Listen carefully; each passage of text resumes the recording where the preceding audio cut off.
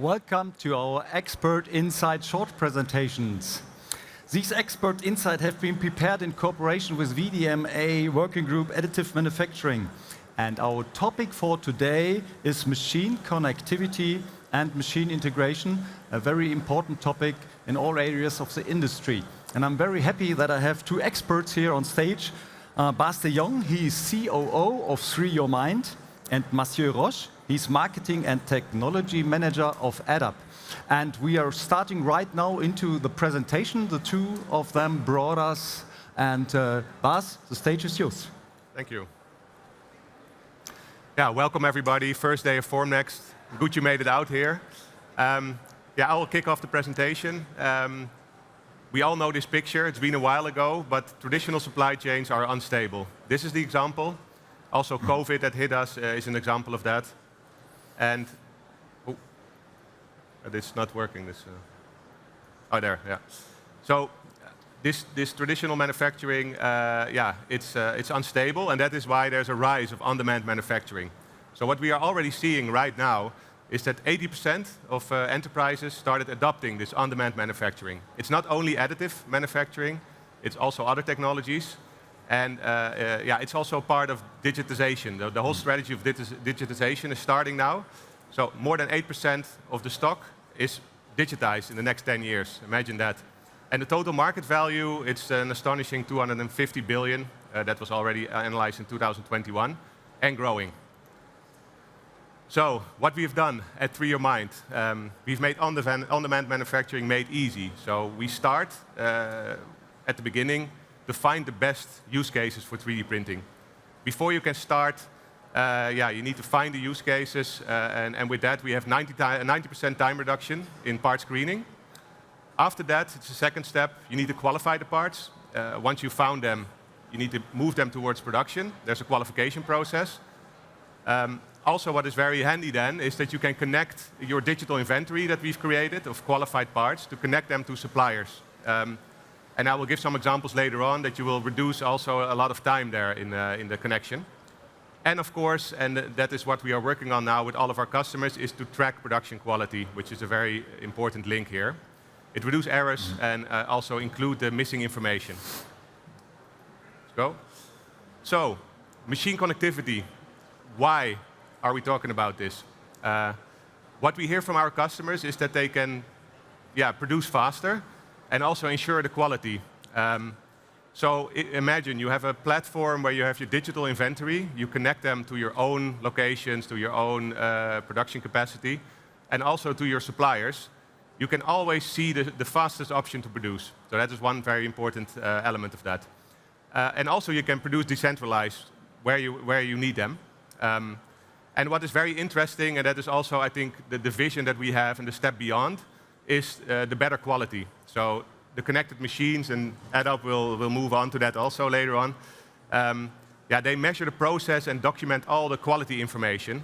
So you can get a lot of information how to meet the part requirements and also ensure end-to-end traceability, and feed that information back into the digital inventory to also improve your design process, your pre-processing, your post-processing. This is a customer quote, so it's about increasing efficiency. That's why we're all here in this industry, of course. This is a quote of Ford.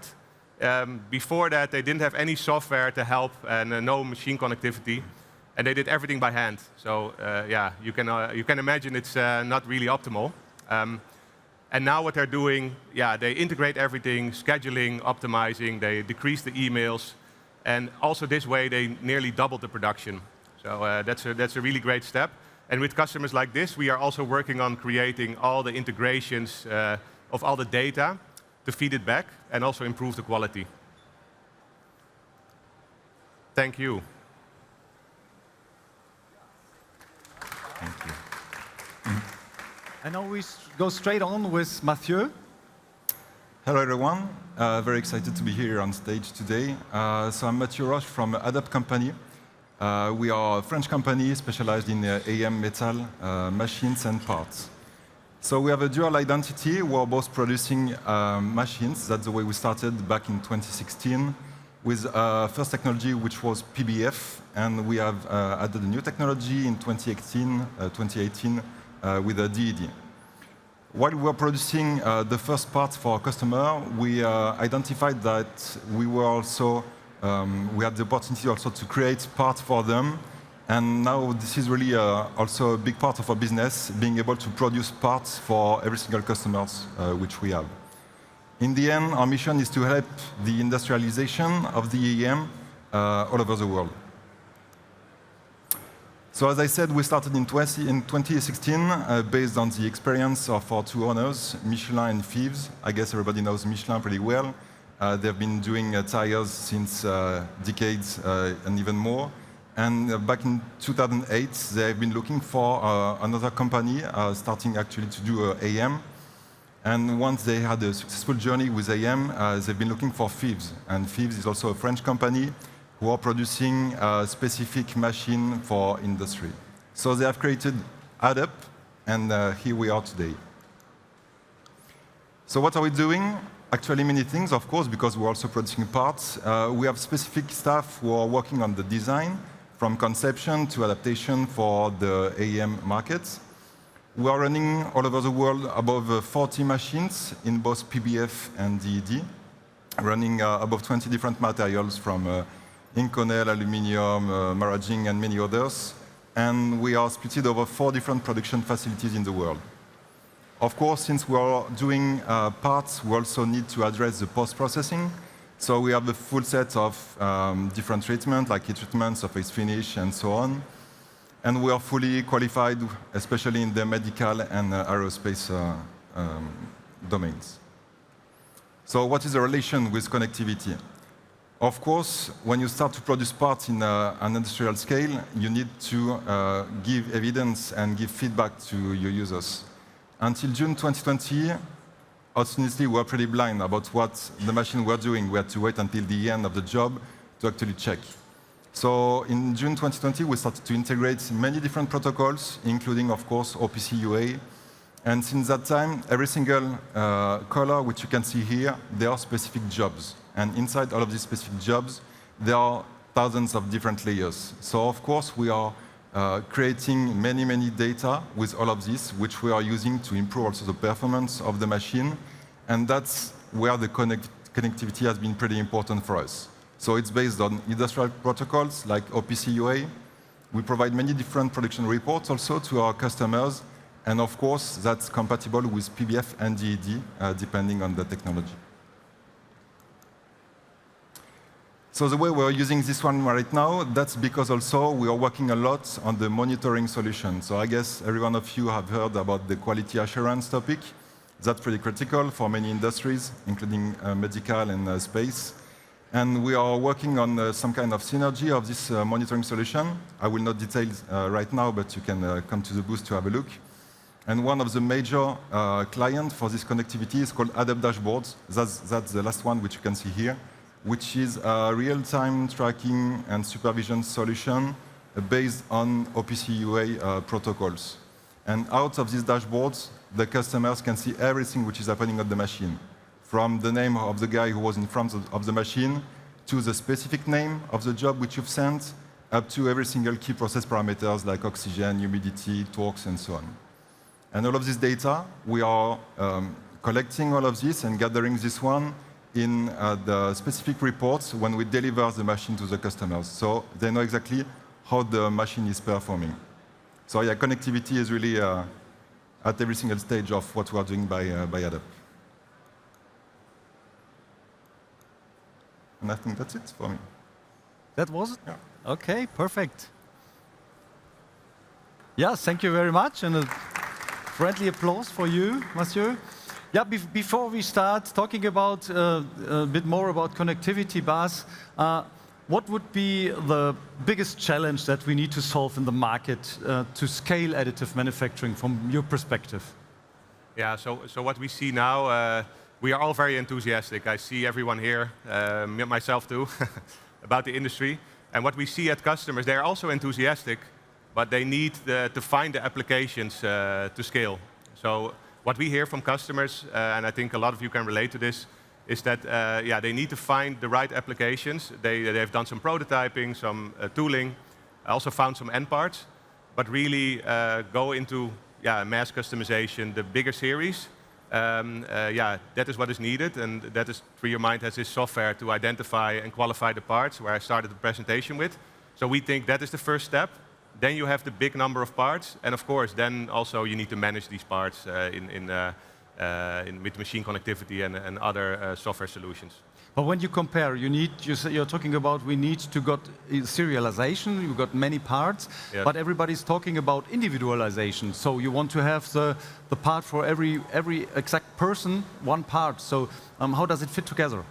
Yeah, so that's a big trend. That is why I think why 3D printing, additive manufacturing, and also the more customized production technologies, not only 3D printing, but more, will grow because there's a big trend, of course, of mass customization, where you don't need large series, right? The large parts in a large series, but you need customized parts, so smaller series.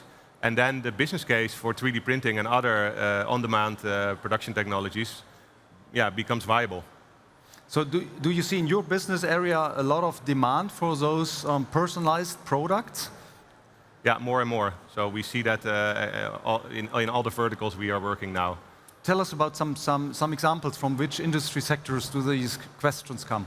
Yeah, so what we see now, for example, we work with energy companies that have smaller series because they don't have that many power plants and windmills and all that stuff.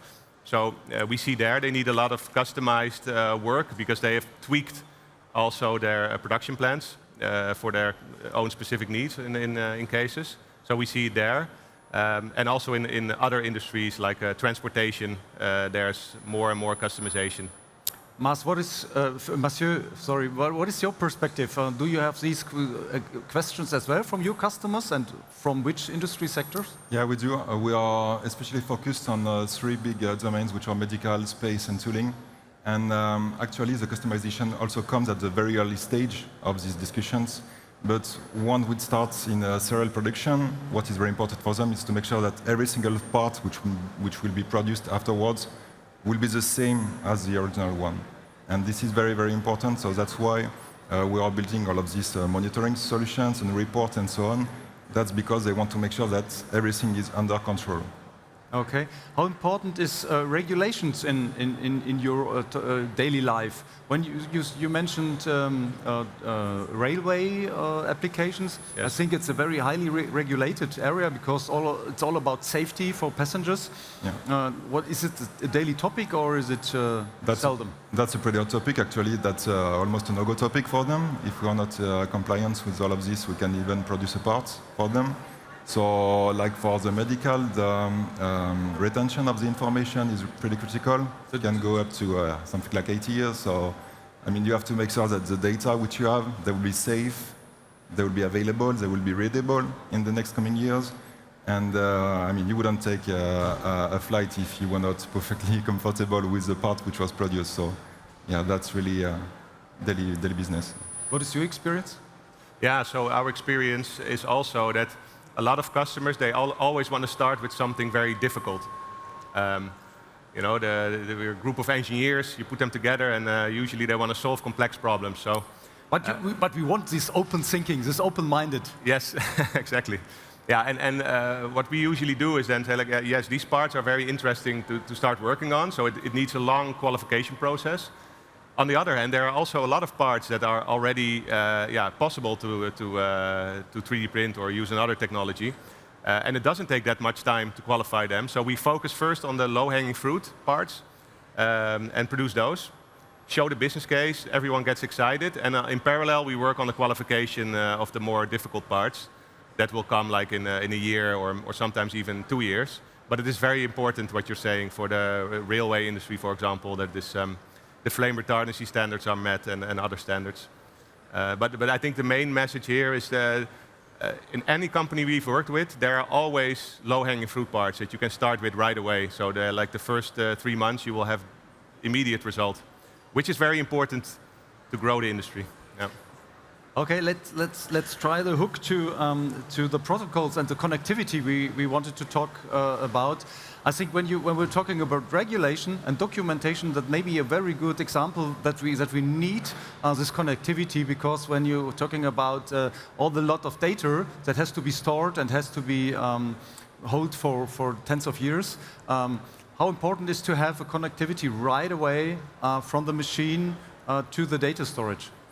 That's because actually you want also to take decision in real time. So you need to have this machine connected just to either take decision to stop a production or to have confidence in what you are building. But the connectivity is also very important, because what we are doing inside the build chamber, that's only a small portion of the global chain. And there are many jobs and works to be done before, but also after. When I was talking about post-processing, that's a pretty critical stage also, where you can, if you do a heat treatment which is not appropriate, you can just destroy the parts. So right now we feel like the connectivity is really focused on the printing. There is, like Bas said earlier, some connectivity also with all of the MES area. But talking about the post-processing, right now the connectivity is a little bit in between. So that's why we are very pushing also, we are pushing very much also the UMATI and so on, to try to aggregate additional data from the rest of the chain also of AM, to make it perfectly integrated for industrials. What are the challenges to collect these data? You must begin with the sensors, right? Yeah, so in the machine there are plenty of sensors. So there can be sensors for key process parameters like the oxygen, humidity, torques, and all of what I said earlier. But all of this is pretty easy to manage. It's pretty light. The machine which we are running, I said earlier, like 40 machines, they have generated since 2020 around several hundred gigabytes. So, I mean, that's a daily business. But then when we are talking about advanced monitoring solution, like a melt pool analysis or the recoating quality and so on, then the scale is completely different. So that's something which we are working on a lot also. For instance, with a melt pool, we can create terabytes of data per production, and you cannot store all of this for 80 years. So, yeah. So, Bas, how do you start with connectivity? What is the first impression? Is it documentation in your company as well, or other aspects for you to start with connectivity? Yeah, what we see now is the first reason why companies start. It's because it's just more efficient. The processes become more efficient. They save immediate time and money. They don't have these manual emails anymore, like the customer example I gave. So that's the start. So there's immediate result, which is good. Our vision is that it will really help, and that is also what we are building on now, to improve the quality of the parts, first of all, and get the feedback loop from the whole process, not only printing, but also post-processing, pre-processing, back into the digital inventory. Then improve the whole supply chain like that. Okay. You can already control your process while it's processing with collecting data or the sensor information. Yeah, there are some software solutions now out there in testing phase that can do it. Okay. But that's still difficult to do it during the process. But even if you can do it, learn from this and implement it for all the parts that are coming next, it's already a huge value. Yeah. Okay. And the topic of regulation, that's not so important in your company when talking about connectivity, right? Or is it the storage of data and so on? Yeah, is that an aspect as well? It is very important, of course, because it's IP-related products. So companies want to keep this IP protected. So, for example, how we meet this, we of course have a very safe cloud environments that are under all the regulations. But also some companies, especially the bigger ones in the supply chain of the defense, for example, they need to have on-premise so that the software is installed and not in the cloud. So we also have a solution for that. If it's needed for some parts to really be boxed in, then it's possible. And to get this done, to get the challenges done and solved, do you need partners, or is it just doing all by your own in your company? Do you need the people in-house, or is it working together with maybe the one or the other exhibitor here, or I don't know, other companies? Now, of course, the solution has to be based on a partnership. So we cannot develop everything by ourselves. So we are relying on the shelf solutions for both the connectivity, for both. We just announced a partnership with a company called Interspectral to visualize, because there is added value in all of this company, and working on the synergy altogether, it makes an efficient solution. In the beginning, when we started AddUp, we had this mindset to make it very open. So you can tweak every single parameters to improve the productivity, to improve the quality, to make downskin, whatever. But it has to go down also to the connectivity itself. It cannot be only an openness inside the machine. So of course, partnership is one of the key points. We were just talking with Bas back on stage that we will be also thinking about a partnership, which we can announce some way. But we also want to connect, and both companies are taking benefits from this partnership. How important is it for you, this aspect? It's a fruitful talk already, right? So Yeah. So we were talking about this, So we need partners to grow the ecosystem, to grow the pie together. We are already working with partners, the 3D printer OEMs like Stratasys, HP, Desktop Metal, because everyone needs, first of all, to find these applications, to grow the market. And then, of course, also to connect the printers with machine connectivity, feedback the data. So we are definitely going to start a project. We were just talking about this to make it happen. Yeah. Maybe let's go through one example. I'm a bit curious. Everybody's talking about the digital twin, and that's a very important aspect of connectivity as well, I think. When you think about the digital twin of your produced product, is it something, it's a key aspect of your business, or is it something you would have to do with an external partner because it may be too complicated or something? Yeah, there are many different digital twins. We can talk about the parts digital twin. So try to replicate in a digital way the physical behavior of the machine itself. So that's something. But there is also like a digital twin of the machine itself. And that's completely different. But like, for instance, for the digital twin of the machine, we have customers who are sending parts to us, and they want to have access to this digital twin version to track the production, to know how it's going, to know if everything was made on time, and so on. So this openness relies 100% on the connectivity itself. Okay. What's in your company with the digital twin? Is it the machine digital twin more important than the product digital twin, or is it equal important? Now we see there that the application, right, the product, you need to create that, of course, the right information, but it needs to be connected to the capabilities of the machine.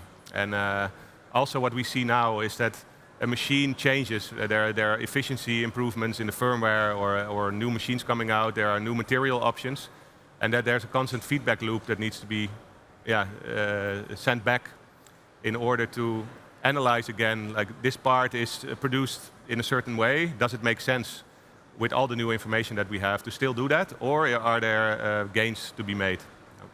Where's the hook to simulation? So if you have all these data and your customer with a product and the digital twin of the product should do a simulation of the product in his processes, in his car or in his flight. Yes, that's also a part of it, the simulation. And also, that is more the real technical simulation. But also, I think it's important that companies start thinking about the whole supply chain and the whole product life cycle.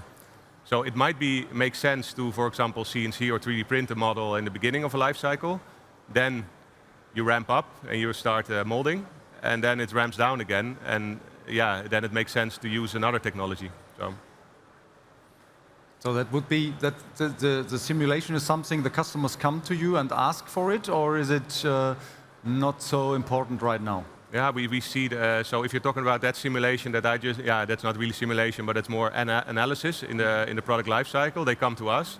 For the more technical simulation, there are other software players that are really specialized in that. So we build integrations with these kind of companies to. But the simulation is also somehow connected, yeah. Because just like Bas was saying, we are doing many different simulations, like the one which will compute the distortion of the part which will occur during the production and so on.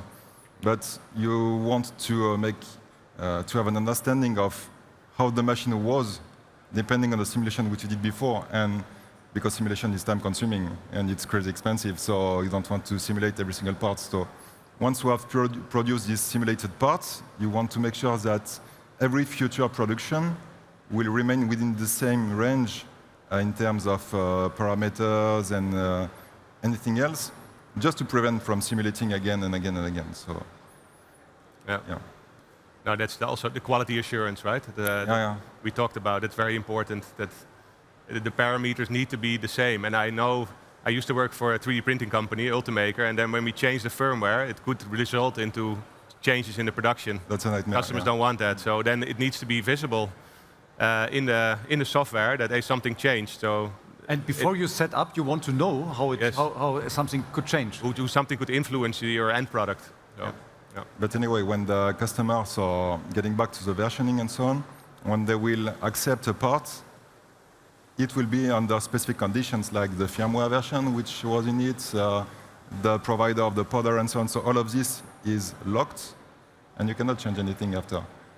Which is a little bit strange because if you want to improve the process, you have to change the firmware also in some way. Yeah. So there is like a non-going out closed loop. But yeah, this session is mentored by VDMA, the working group machine. Yeah. What was it? The machine, additive machine. Just help me. What was the correct name? The center. I don't know. I forget about it. I'll bring it to you later. It's a VDMA from the VDMA Working Group. Okay. And there are some colleagues of you as well working on the topics. And you said you want to use OPC UA for connectivity standard. Is it because of the working group of VDMA, or is it because of other aspects? Asking your customers for this protocol, or why do you choose OPC UA as protocol? Want to go? Yeah, so it depends on the customer mainly. So there are technical differences between all of these protocols, but basically they are just not collecting, but providing data to additional software. Then we have, at the end, we have a customer, and these customers, they have specific software environments already established, and we must stick to this one. So we cannot just say, okay, take MQTT because that's the way it is. So we have to be like, again, partnership, openness, mindset, but just to propose everything which is available so they can be comfortable with the integration of the machine. It's the same with you? Yeah, so we follow the customer needs, obviously, but I think the VDMA and also the partners have a very important job to help standardize, because imagine if you have to make all the integrations to, there are hundreds of different vendors with thousands of different machines, and if you need to make all different integrations, it takes a lot of work. So I think it's in all of our best interest to create standards and protocols to reduce that time and spend that time on something useful to create customer value. Yeah. And there is a word that often will be read, the UMATI. What is that? Could you explain what UMATI is? It's in connection with VDW, I think. Yeah, UMATI is it's like a community. So it's a community of machine suppliers and customers, and the idea is to connect all of them based on the OPC UA protocol to simplify the connection to the machine and the tracking of what is happening. So it's not a pure protocol, but that's very handy. There is actually a very nice application which everyone can have a look at on umati.app, something like this, where you can see every single machine connected. And what is very nice is that it can be pure PBF machines or pure post-processing, or just like one solution to rule them all. So that's So is it a closed group, or can anybody take part in that group? So I think it can be bidirectional. Right now it's providing data to the outside to track and to read what is happening. Okay. And are you working with that UMATI standard as well? Yes, we are also working on this. Yeah. And again, it's driven by customers. So if they tell us, okay, this is what we need, then we start working on that and integrating. Yeah. But my understanding was that UMATI and OPC UA, the UMATI standard uses OPC UA, so that's not a difference, but it's coexistence. Exactly. Okay. Yeah. Okay. Perfect. when we talking about, or when we look a bit into the future and talking about digitalization, what would you think with connectivity, maybe with wireless connectivity, what is possible in the future? What is an upcoming trend? What do you see ahead? So there are some connectivity which are already existing. We didn't talk so much about the maintenance, for instance, but you know it happens. The machine can fall down and we have to fix it. So there is a connectivity which is actually a pretty critical one because it has to be ciphered. We are providing detailed information about the part. So we have this maintenance one, but for the future, we are thinking about opening the doors to our workshop so everyone can have a look at the production, the way it's going. Is everything about the software under control, the powder in the machine, just provide crystal clear vision about what is happening directly by the customer. And of course, by the provider. And of course, all of this has to be multi-OEM. So as Bas said earlier, AddUp doesn't want to create our own protocol. So just like EOS, Trump, and all of these companies, everyone is actually working together to give all of these tools to the end users. What do you see coming ahead? Yeah, so I see there's great potential now to find the quality information throughout the whole workflow. So not only from printing, but pre-processing, post-processing, and feed that back in this connected system to learn from this and improve. Also, we see that also now at customers already, where they've, for example, printed spare parts and redesigned it in a certain way. That information is looped back by the operators, and this really works well. And then we get information back from the maintenance teams that tell the product designers, we actually have to do far less maintenance, and the part can be in production for years instead of months. And then, yeah, that can help also to really rethink the design and the on-demand production for the other parts. So I think that's the biggest trend now, where we can also capture most of the value. Okay. When I do have you, we have 2 minutes left. I would like to take a look into the international markets. Where do you see additive manufacturing going fast forward the most? And is it USA? Is it Europe? Is it China? Is it Asia? Mathieu, what is your perspective? US is going very fast, of course, with a well-established company already focusing and building their projects around 3D prints, not only for the parts improvement itself, but because of what just Corona brings to us, so like lead time issues. And AM is not only perfect to make like nice topological parts and all of this, but also to answer to a crazy rocket launch program every single day. So US is pushing pretty much. In Europe, of course, Germany, with the industrial background, is also like one of the key countries for us. So that's also the two markets which we are focusing right now. And that's in parallel with your most important markets. So US is your market first. Yeah, of course. Okay. Especially in the US, especially with the medical. We sold the first machine to medical customer in the US. So we are focusing on this one. Yeah, I can relate to what he is saying. Yeah. So also the US is the biggest market and also growing fastest. I think it's also the mentality that they just adopt new technology and go all in. So here in Europe, we need to step up and step up to keep up.